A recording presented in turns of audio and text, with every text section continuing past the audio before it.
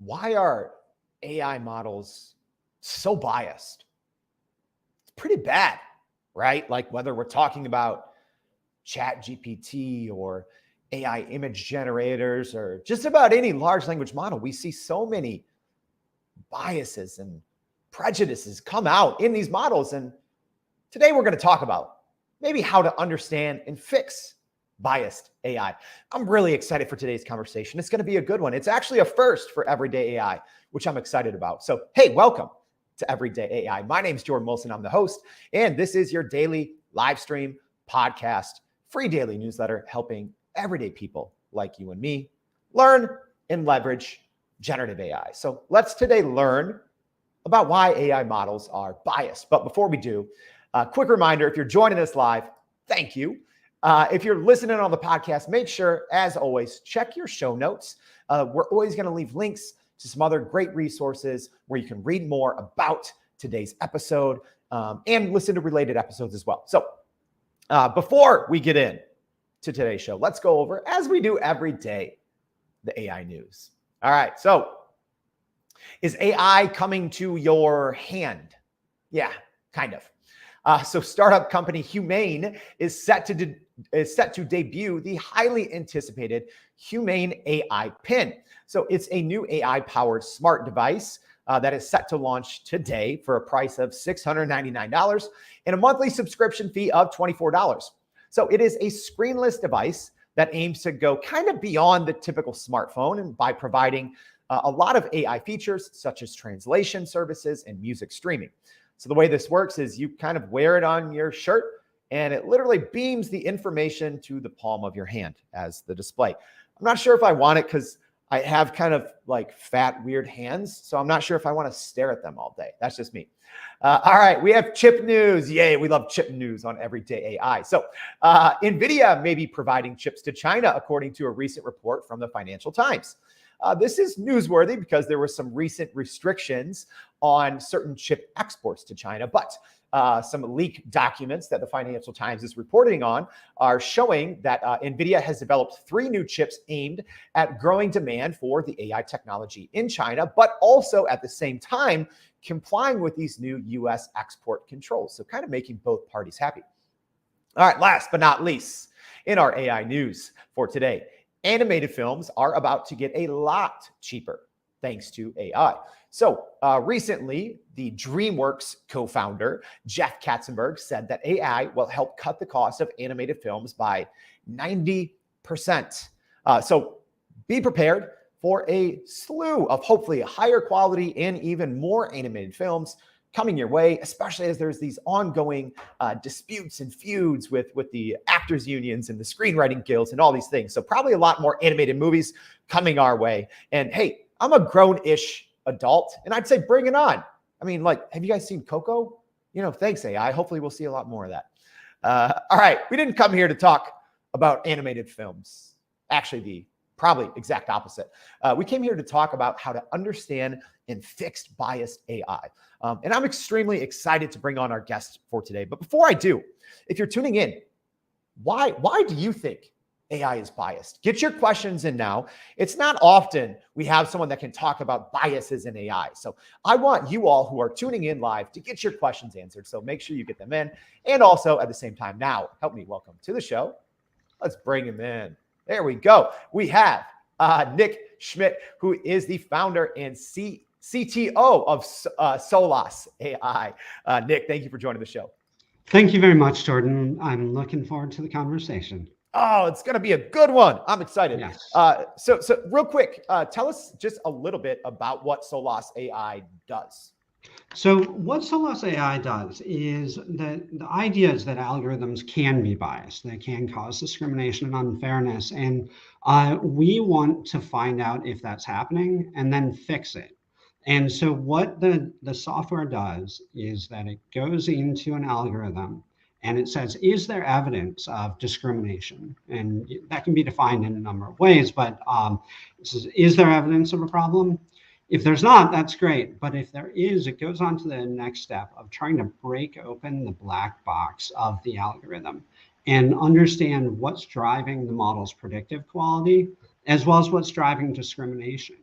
And from there, people can start to make decisions about whether to include certain things in the model or how to mitigate it, the problem. You know Once what? you have that idea, then you can start building alternative models that are actually less discriminatory. And that's the big part of it, is that we ultimately have software that's designed to search for and find fairer AI. Yeah, and I'll say this: there's probably no shortage of work for you all because AI models are, in my personal experience, extremely biased. So I mean, let's start with maybe the why. Why are these models that we use, and without getting too technical, right? So most generative AI systems that we use, whether they're ChatGPT or Google Bard or Midjourney, they're all trained, right? So they're all trained. So why are these models even biased in the first place? So unfortunately, there's so many reasons for this, and it can really happen at any point in the modeling process. It can happen with the data that you're putting into it. That can reflect historical or present discrimination. It can be around the modeling process where you are building a model that's, say, it's looking at whether or not you're likely to default on a loan, and the data set you've got is built in, it has discrimination in the outcomes. People who got loans were discriminated against. And so once you take that algorithm and actually go out and put it into production, it can anticipate that someone is going to be discriminated against and discriminated against them in anticipation of that. And then finally, there's actually using the algorithms. There's ways that you can use them that are discriminatory. That using building an algorithm for one purpose, um, and then using it for another is potentially highly discriminatory. And there was one example that I think was really good of a algorithm that predicted healthcare costs. And it's totally reasonable for an insurance company or someone else to want to understand what someone is likely to spend over the next year or 2 years or whatever it is, that way they can have their financial models be appropriate. But some brilliant people figured out that, hey, we could use this algorithm that predicts future costs to predict health outcomes. And the problem is that after the Tuskegee experiment that was up to the 1970s, where African American men were intentionally injected with syphilis by doctors in the United States, when that came out in the public, African American visits to primary care physicians dropped by 26%. What that means is that, and that trend has continued, by the way. And what that means is that healthcare spending for African Americans is much lower than that of whites or non-blacks. And so, if you're using prior spending to predict future healthcare outcomes, you're ultimately going to be really underestimating how sick Black people are. And so you're going to say that they're not nearly as sick as they are and not give them the treatment they need. It's that's a great example that you bring up because it does seem like, and I've even kind of seen this firsthand on more, widely available models, but it seems like there is always a discrimination against certain populations of people. Like, as an example, if you ask for, every single week we put out a recap of AI news and we use AI image generators. So if we're asking for a tech CEO, and it seems like it almost always gives you a mid 40s white guy, right? So maybe why is there always this maybe bias or trends that keep showing up in different models against certain populations? It's, in that example, it's a lot of it, the problem is the input data.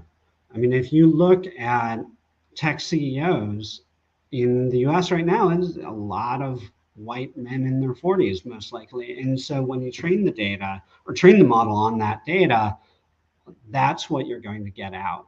And what that means is if you want to change those results, and And the important thing about that is that by changing those results, you potentially change the future. You could make a more equitable future. If you want to change those, you have to really understand what the algorithm's doing and make interventions in it that will make a fairer output. Hmm.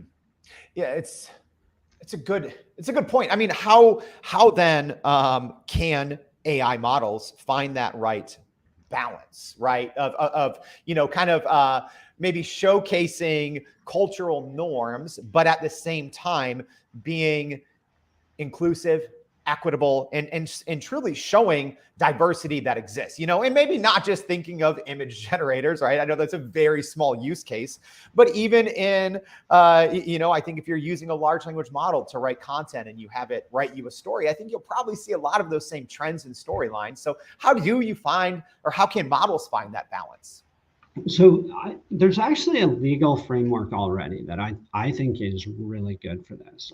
In the conversation, particularly the academic conversation around fair AI, people are very uh, binary about it. It's either you shouldn't have to do anything, the data's the data, the model's the model, just deal with it, or it's you have to make everything completely equitable and fair. And while that would be nice, it's oftentimes not realistic. And there's a legal framework within the US that's actually quite good for defining the boundaries. And the idea of it, the background of it, is that and it's called the three-step burden shifting process. And the idea of it is you start and you say, is the algorithm causing discrimination? Um, and if it's intentional discrimination, then you have to do something about it. But if it's unintentional discrimination, then you move on to a next step, which is, does the model have a valid business justification? If you are an artist using generative AI, you may have a valid justification. If I'm trying to write a memo, I'm not a very good writer, so I have a valid justification for using generative AI to make my memos actually look good. But the in a credit model, for example, which is perhaps a more realistic one, it's like a bank has a justification for building a good credit model. And if they're just giving out loans randomly, they're going to lose money or go bankrupt. So that's the second stage.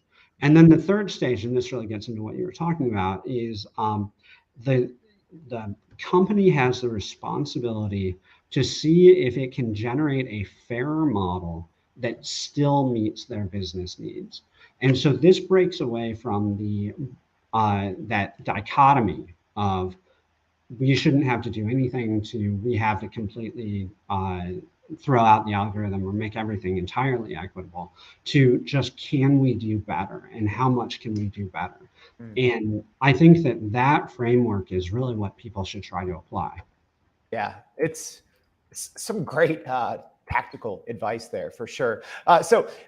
Quick question here, and I love this, Maybrit. Thank you for your question. And if you do have other questions for Nick, make sure to get them in. So Maybrit asking, I wonder if it only has bias because AI uses essentially everything from the internet, right? And those sources have bias. And AI has a bias by making assumptions. Super curious how it works. So is that maybe why it is? Because these models are trained on essentially the entire existence of the internet and more, right? Is that why these biases play out in the end? Because the internet is an ugly, biased place? It is definitely part of it, and is probably the main driver of it. You could even take a step back and say it's not so much the internet's fault as a piece of technology, but it's our fault as human beings for what we put on the internet. And I think that actually is a really important point, is that we live in biased societies. So regardless of where you're getting the data from, those biases are likely to get put into the data. That's absolutely, so that's probably the primary source of bias, but it's not the whole story. You can also have bias creep in because of model design. not using the right model, not using a model that's equally accurate on multiple groups. You can also have bias come in through the usage of the model, like the example I gave earlier. So it's really important. Well, you should focus on the data going in because that's probably the main place. You really have to look through the entire pipeline to know where the problem's coming from. Mm. A great hey, while we're at it, Dr. Muthana here with a comment, kind of a question as well. So saying he's looking forward to learn the best strategies and practices to keep AI bias and risk to a bare minimum, because this is a great point, because kind of what you all are working on, Nick, is you're working on big picture, right? But for individual users, I mean, obviously it depends on the model that we use, or the large language model, or whatever. But what are some maybe best practices for users, or can users, end users, individuals, do anything to help avoid this bias? Yeah, absolutely. And I think that the first step is actually asking yourself if your model is fair for everyone. And what that means is the data that goes into it, is it reasonable data? Is it predictive of the outcome? Are you using month of birth year to predict whether or not you're going to default on a loan? People do things like that all the time. They say, "Oh, the data is predictive. I'll put it in." But that doesn't make sense. And so asking yourself, are the data that are going into it okay, or as good as you can get? Who are you excluding from the model? And are you putting in data that's sort of collectively punishing groups of people? So, for example, zip code data. Because there's so much segregation in the United States, if you put information about where someone lives in a model, you're going to get biased results. So asking those questions is the first step, and building a good model is the first step. Once you've got an idea that you've got fair for everyone, then you can start to think about fairness for a given group. Yeah, and I think that's a good point, because there's obviously different use cases for AI, and bias in AI goes back many decades, right? Like AI is not new, I think, but for the average person, generative AI is very new, right? The accessibility, the affordability, and the use cases are all kind of all swelling up together at the same point. But maybe even to ask that a little follow up on that more specifically, let's just say for the average person, right? If they go into ChatGPT, if they go into Midjourney, they don't necessarily have any control over how the model was trained. But are there any best practices or strategies to avoid, by just the everyday person using the most popular kind of large language models? Is there anything we can do to avoid that, or do we have to literally spell it out in the world's longest prompt, like, hey, I do not want ABC through 100?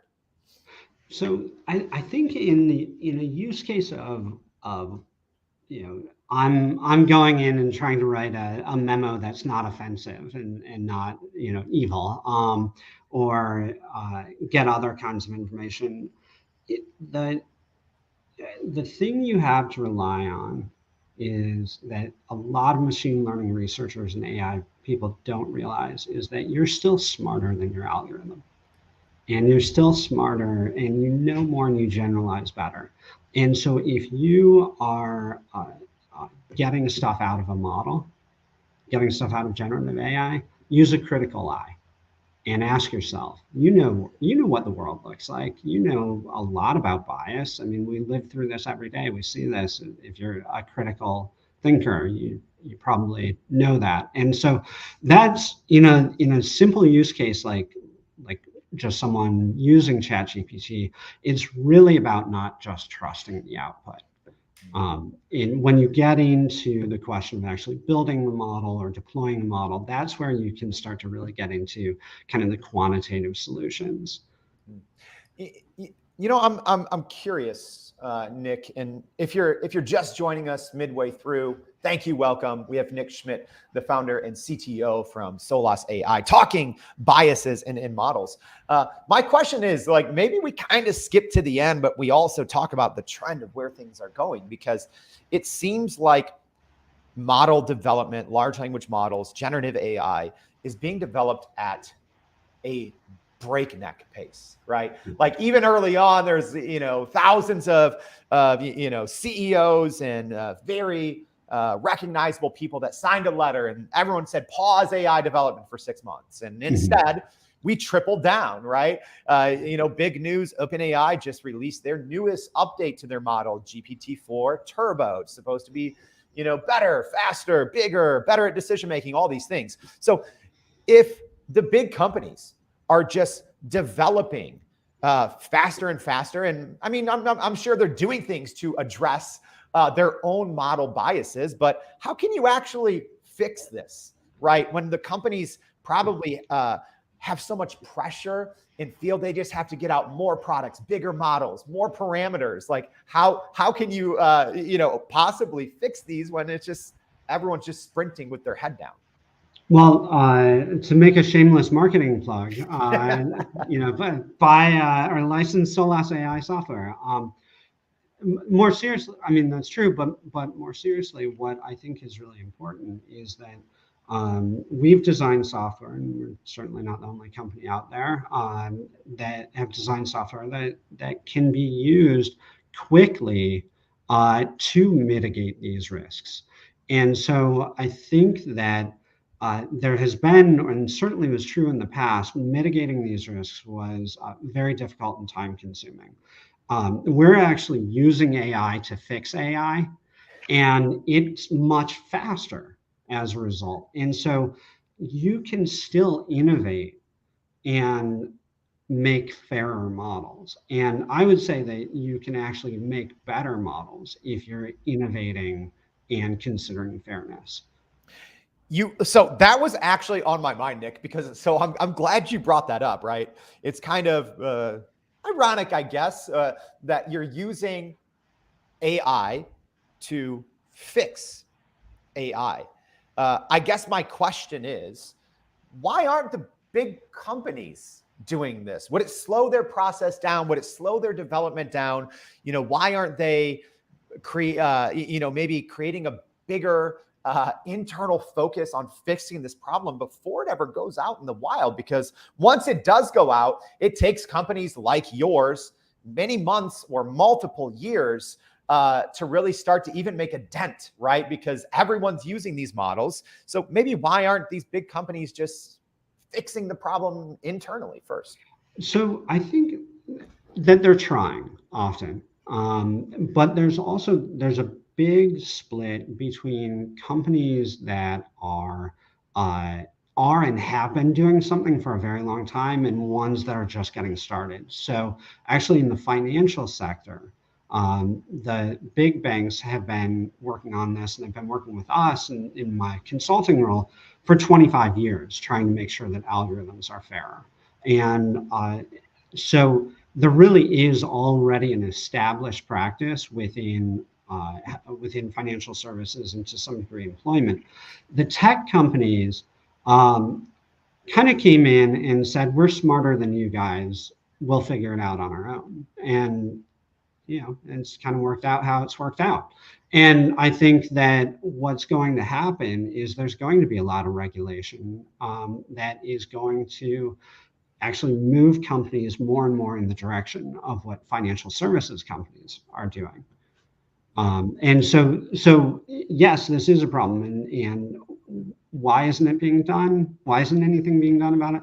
Well, there's a little bit, but they don't realize that there's already a good solution out there. And I think that'll change. Yeah. So another great question from our audience, and thank you everyone for getting these questions in. So Monica asking, can model outputs change over time with users asking for different or more diverse outputs? What a great question, Nick. Is that a thing? Can the outputs change? So it depends on, if I understand the question correctly, it depends on the type of model. Um, Most of the work I do is in financial services and healthcare and other industries where the models are not dynamic. So they're not continually updating. You build a model, you put it into production for a while, and then you rebuild it later on. And that kind of breaks that process of reinforced feedback that on an immediate scale. So in the work that I do, no, it generally doesn't happen. But with some of the large language models, my understanding is that there is a lot of reinforcement and back and forth that happens. Yeah, that's a great point. And also, not to put Nick on the spot on all these things, but he's not. I think most of us use the chat GPTs of the world and the Anthropic Claudes and Midjourney, and that's not necessarily where you focus all of your time, because you're working on helping model fairness across the board and not just solely large language models. But it's a good question that Monica brings up, and because I'm sure users in mass are having that conversation with a chat GPT or with a Google Bard saying like, no, this is biased, please reflect a more diverse output. But I believe over time that it would help them train their models to make them more diverse and less biased. Yeah, although there's actually a different way to frame the question that Monica has that I think is important and really good, and also shows the real benefit of moving to algorithmic decisioning, which is that when you start modeling, you're usually starting with modeling a human process. So when companies first start using underwriting models, they typically will model what their human underwriters have done. And if there are biases in the decisions that human underwriters make, then those biases immediately get transplanted into the algorithm. But what can happen is over time, because the algorithm is not intrinsically biased, it can see that those biases are not predictive. It's giving a loan to an African American and they're repaying it, even though it assigned a higher probability of default to them or whatever. Well, so over time, what can happen is that those biases can actually be pulled out of the system. And so in that way, over time, the use of an algorithm can make things fair. So, Nick, we've talked about a lot. We've talked a little bit about how models work. We've talked about some ongoing issues with biases and stereotypes that show up over and over in these models. So maybe as we wrap up today's episode, let's just go big picture here. Like, if you had to say in a very direct way, how can we fix biased AI? Because we've attacked it from all different angles, but what's the takeaway? How can, aside from, we can use Solace or Solus or products like this, but aside from that, how can we fix the biased AI? Make a start on it. Don't get overwhelmed with all of the options. Think about what your model is doing and make a decision and test it. See whether or not it's biased, and then choose a metric and go with it, and then fix it. Try to fix it, and that's a first step. And once you have that process in place, you can start refining it. Is don't let the inability to completely define the problem keep you from doing something about the problem. Such great advice. And I think that, hey, even if our listeners and our viewers, even if you're not working on a model, I think that what we talked about today is so important, because it does take users, it takes consumers, the people paying, to continue to have this conversation, to let the big tech companies know, yes, this is a problem. Yes, this is something that we care about. We care about fairness in our models. And thank you, Nick, so much for coming on the show and helping us dive into this issue. We very much appreciate your time. Thank you very much, Jordan. And hey, as a reminder, we did cover a lot. as we always do. So make sure you go to youreverydayai.com, sign up for the free daily newsletter. We're going to have a lot more information from Nick and what we talked about today, as well as just about everything else that's always going on in the generative AI world and more. So make sure you do that, and make sure you join us tomorrow and every day for more Everyday AI. Thanks, y'all.